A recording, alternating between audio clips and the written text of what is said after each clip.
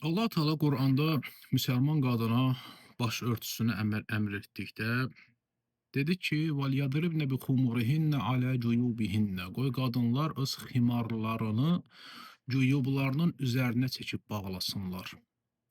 Ximar nədir? Ximar qadının baş örtük geyiminin adıdır. Başqa heç bir geyimə qadının başqa paltarlarının heç birinə ximar deyilməz. Nə koftasına, yubkasına, şalvarına, corabına və sair əlcəyinə ximar deyilmir. Ximar deyildikdə uzaq bir səhrada qara ərəb çobandan gedib dəvə otaran çobana gedib sual versən ki, ximar nədir?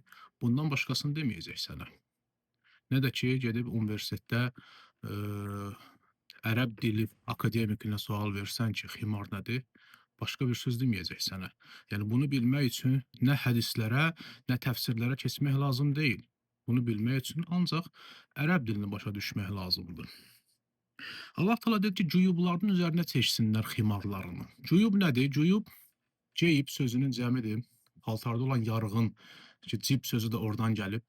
Bizdəki cib sözü. Yarığın adıdır. Yəni paltarın, bu koftanın ön hissəsində olan bu kəsiyə deyilir ceyib. Cuyub da onun cəmidir. Çünki qadınlar həmin vaxtda başlarını örtdükdə öz ximarları ilə o ximarların uclarını atardılar arxaya və beləcə qulaq, boğaz, boyundan və sinədən müəyyən hissələr açıq qalardı. Allah Teala onlara nəinki hicabı əmr elədi.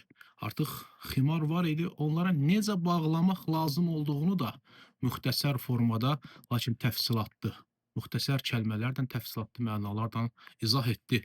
Dedi ki, cuyublarının üzərinə də çəkib bağlasınlar. Demədi, qulağınızı da örtün, boynunuzu, boğazınızı, sinənizi də örtün. Belə uzunçuluq lazım deyil.